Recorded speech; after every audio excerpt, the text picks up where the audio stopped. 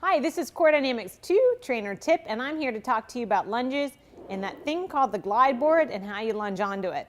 So first things first, I mentioned into the garage clip section that when you start this class off, you might need to put some accessories around with respect to a weight bar, a chair, maybe even a slide distance regulator onto the glide board, because when you come to this section, which is the first thing, it can be really hard for people to maintain that stabilization of their body weight onto the glide board without the board slipping out from underneath them.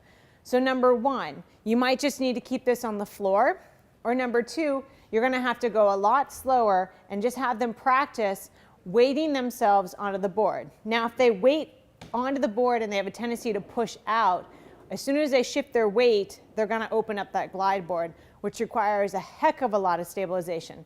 So tell them to lunge about 1/3 from the bottom. And when they do, they're lunging their body weight down. So rather than pushing the glide board up, make sure that you cue when they come over, it's pushing down. Now the board may move a little bit, and that's where that slide distance regulator may be helpful. So that's number one.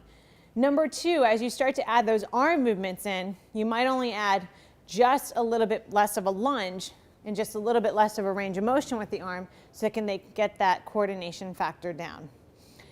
Now when you go to that posterior rotational lunge, this is where you come open and you open up to a 45-degree angle. So you're going posterior and lateral. So your foot comes and you lunge like so. It becomes really important because you have that force of bringing you this way. That board's really going to want to go right open. So that's where it becomes even more critical for you maybe to slow it down and cue that downward movement again. Now remember, we take this movement, open it up, and then we go right into a lunge. Now, a lot of times when we started practicing with people, the tendency was when they stepped and then they got that lunge, they had taught themselves to lunge really onto the glide board a little bit further up. That allowed them to weight the board down enough so it wouldn't move. And then when we get to that section where the glide board's now supposed to go into a lunge, they were already such in that extended position, that lengthened position, that they couldn't get any further.